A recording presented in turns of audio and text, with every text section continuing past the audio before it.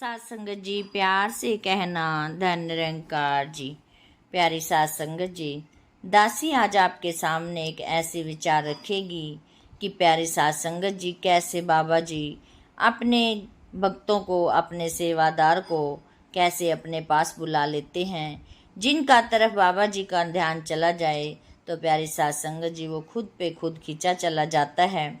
ऐसे ही प्यारी सात संगत जी, एक समय की बात है कि एक गांव में, एक परिवार में एक लड़का रहता था। प्यारी सात संगत जी उसकी पीठ पर फोड़े फुंसी निकल आए और प्यारी सात संगत जी वो ठीक भी नहीं हो रहे थे। सात संगत जी वो डॉक्टर के पास जाते तो प्यारी सात संगत जी डॉक्टर उसको चीरा लगा देता। प्यारी सात संगत जी ऐसे ही उसकी पूरी पीठ पर छोटे छोटे बड़े बड़े प्यारी सात संगत जी फोड़े फुंसियाँ हो गई। प्यारी सात संगत जी वह इधर उधर कई जगह गया, लेकिन प्यारी सात संगत जी उसके फोड़े फुंसे ठीक नहीं हो रहे थे। जब किसी ने कहा कि फलां शहर में जाओ, वहाँ पर इस नाम से तालाब है, वहाँ नहा कर आओ, तो प्यारी सात संगत जी वो वहीं चले गए। किसी ने कहा कि वहाँ पर कोई भभूति देता है, तो प्यारी सात संगत जी वो भभूति लेकर उन्होंने लगाई, लेकिन प्यारी सात संगत जी उससे भी आराम नहीं मिला। सात संगत जी डॉक्टर के पास गए तो वो चीरा लगा देते और ढेर सारी दवाइयाँ भी दे देते। प्यारी सात संगत जी तब भी उनको आराम नहीं मिला। सात संगत जी ऐसे ही फिर काफ़ी दिन बीत गए और सात संगत जी पड़ोस में ही एक पड़ोसी उनके घर गए और जाकर देखा कि प्यारी सात संगत जी बच्चा बहुत परेशान हो रहा था। उस पड़ोसी महात्मा जी से उस बच्चे को देखा नहीं गया। उन्होंने उनके माता पिता को कहा कि आपका बेटा तो बहुत दर्द से परेशान हो रहा है, इसका दर्द तो बढ़ ही रहा है, क्या आप कहीं से इसको दवाई नहीं दिलवा रहे। प्यारे सात संगत जी उनके माता पिता बोले कि हम तो दवाई दे दे कर इसको थक चुके हैं, जहाँ जो हमें कहता है हम वहीं ले जाते हैं। प्यारी सात संगत जी, लेकिन इसका दर्द, इसकी बेचैनी, इसके फोड़े फुंसी ठीक नहीं हो पा रहे हैं। तो प्यारे सात संगत जी जो वो पड़ोसी महात्मा थे, उन्होंने कहा कि फिर यदि आपके बच्चे को आराम नहीं लग रहा तो आप मेरी एक बात मानो। तो प्यारे सात संगत जी की जहाँ मैं जाता हूँ अपने सतगुरु के पास, आप मेरे साथ चल पड़ो। तो प्यारे सात संगत जी पड़ोस वही बच्चे के पिता बोलने लगे कि हम तो कभी गए ही नहीं हैं, निरंकारी कोठी हम कभी नहीं गए, तो अब हमें कैसे पता कि कैसे जाना है। प्यारी सात संगत जी वो महात्मा जी कहने लगे कि अभी निरंकारी संत समागम आ रहा है और वहाँ पर बाबा जी की सेवा चल रही है। प्यारी सात संगत जी आप 2 दिन बाद मैं जाऊँगा, तो प्यारी सात संगत जी आप मेरे साथ ही चलना। तो उन्होंने कहा ठीक है, आप जैसे कहोगे हम वैसे मान लेंगे, लेकिन हमारा बच्चा जैसे कैसे करके ठीक हो जाए। तो प्यारी सात संगत जी 2 दिन के बाद ही वो महात्मा सेवादार थे, वो महात्मा जी सेवा करने के लिए प्यारी सात संगत जी बुराड़ी चौक पर जा रहे थे। समागम के दिन चल रहे थे, तो सात संगत जी वो भी उनको उनके साथ ही ले गए। सात संगत जी बच्चा बहुत ज़्यादा परेशान था, उसको बहुत ज़्यादा ही दर्द हो रहा था। वो उसने जब वहाँ पर पहुँचे तो वो पड़ोसी महात्मा को बोला कि आप मुझे ये कहाँ ले आए हो, मुझसे तो इतना चला भी नहीं जा रहा। आप ऐसे करो, जो आपके सतगुरु बाबा जी हैं, आप पहले उनके पास मुझे ले चलो, वो थोड़ा इसमें झाड़ा फूका लगा देंगे तो मुझे कुछ राहत मिल जाएगी। तो प्यारी सात संगत जी वो पड़ोसी महात्मा ने कहा कि बेटा आप ये कैसी बात कर रहे हो, आप ये क्या कह रहे हो, बाबा जी कभी कोई झाड़ा फूंक नहीं करता, यहाँ का तो इनका आशीर्वाद ही काफ़ी है, इनकी एक नज़र ही काफ़ी है। सात संगत जी वो बच्चा मन ही मन सोचने लगा कि मैंने तो इतनी सारी दवाइयाँ की हैं, इतने सारे इनके चीरे भी लगवा लिए हैं, इतनी सारी भभूतियाँ लगवा ली हैं, इतना सारा इलाज करा लिया है, तो अब ये कह रहे हैं कि बाबा जी का आशीर्वाद ही ठीक कर देगा। सात संगत जी वो फिर चुपचाप उनके साथ चल पड़ा और प्यारे सात संगत जी उन्होंने वहाँ जाकर जहाँ पर सेवा चल रही थी उस लड़के को वहाँ पर बिठा दिया। प्यारे सात संगत जी लड़का बहुत ज़्यादा परेशान था। सेवादारों ने उसकी बहुत अच्छी वहाँ पर व्यवस्था की। प्यारी सास संगत जी वो मन में सोचने लगा लड़का कि ये सेवादार कितनी सेवा करते हैं, इनको क्या मिलता है, ऐसे कैसे सेवा कर रहे हैं।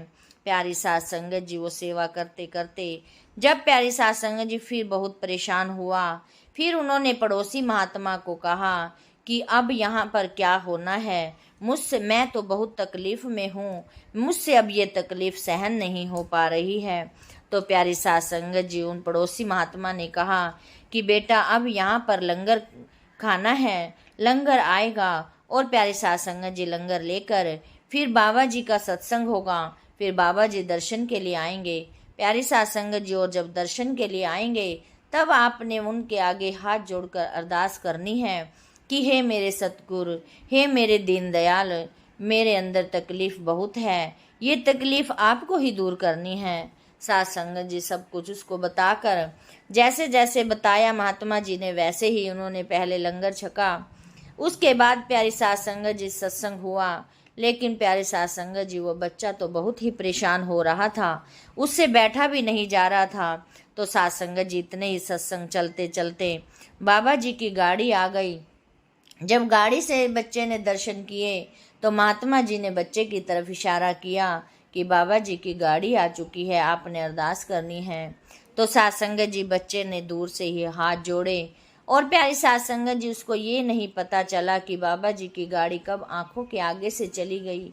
बच्चा सारी सास संगत जी बाबा जी से नजरें तो मिली, लेकिन बच्चे की आंखें बंद हो गई और प्यारी सास संगत जी बच्चा रोते रोते काफ़ी देर रोता रहा और गाड़ी बाबा जी की आगे जा चुकी थी।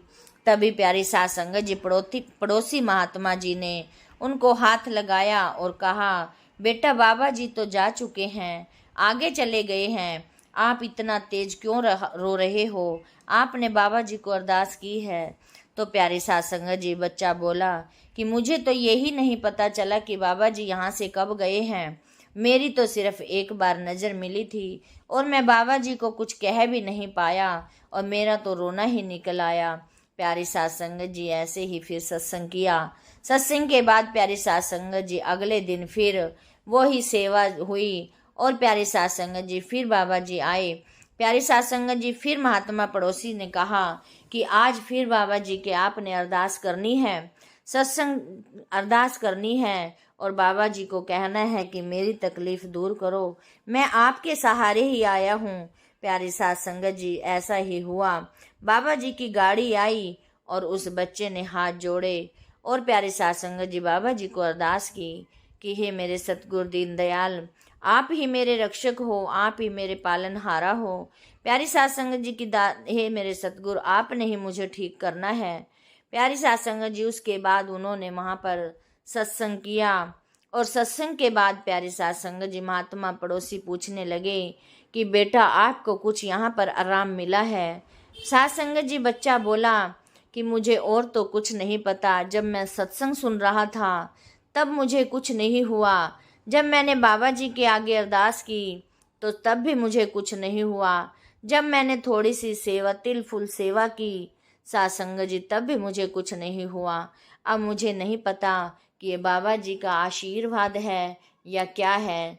सास संगत जी ऐसे ही प्यारी सास संगत जी फिर उन्होंने पड़ोसी महात्मा ने कहा कि आप अब थोड़ी सी सेवा करो, यहाँ पर लंगर में फुलकों की सेवा चल रही है, आप यहाँ पर फुलके की सेवा करो। सास संगत जी बच्चा बोला कि मैं सेवा तो नहीं कर सकता क्योंकि मैं परेशान बहुत हो रहा हूँ। तभी उनके माता पिता बोलने लगे कि चलो बच्चे से जितनी होगी ये करेगा, बाकी सेवा हम करेंगे। सास संगत जी उन्होंने जितनी सेवा उनसे हुई, सास संगत जी उन्होंने सेवा की और सास संगत जी 8 दिन वहाँ पर रहे और प्यारी सास संगत जी जैसे ही 8 दिन वहाँ पर बाबा जी का आशीर्वाद लिया, बाबा जी की सत्संग सुनी और सास संगत जी सेवा की, ऐसे ही 8 दिन बीतते बीतते उस बच्चे के प्यारी सास संगत जी जख्म सूखने लगे और सूखते सूखते वो थोड़ा ठीक हो गया। सास संगत जी यही उन्होंने बाबा जी की अरदास की कि हे अंतर्यामी, हम तो आपको जानते ही नहीं थे, ये तो एक प्यारी सास संगत जी बहाना होता है जब हमें सतगुरु ने बुलाना है तो कोई ना कोई बहाना बन जाना है। ऐसे ही प्यारी साध संगत जी उनके साथ भी हुआ कि एक फोड़े फुंसी के बहाने ने उनको सतगुरु से मिला दिया, सतगुरु के चरणों में लगवा दिया। तो प्यारी साध संगत जी पूरा परिवार संत समागम तक वहीं पर रुका और सेवा सिमरन सत्संग के साथ वहीं जुड़ा रहा और ज्ञान लेकर घर लौटा। प्यारी साध संगत जी आज वो परिवार बहुत खुश है और अपने सतगुरु जी के साथ जुड़ा हुआ है, सेवा सिमरन सत्संग करता है। साध संगत जी हमें भी यही सुमत मिल जानी चाहिए कि कैसे हमारे बाबा जी एक ही नज़र में कैसे दुख काट देते हैं। प्यारी साध संगत जी इसी विश्वास के साथ हम अपने सतगुरु को रिझा पाएं और अपने सतगुरु के चरणों में लगे रहें। दासी भी प्यारी साध संगत जी बोलती ना रह जाए, अपने सतगुरु से वांझी ना रह जाए। साध संगत जी दासी के इस चैनल को सब्सक्राइब जरूर करना और प्यारी साध संगत जी इसको शेयर जरूर कर देना, ताकि प्यारी साध संगत जी और भी साध संगत इन विचारों को सुनकर प्यारी साध संगत जी सत्संग के साथ जुड़ सके। साध संगत जी प्यार से कहना, धन निरंकार जी।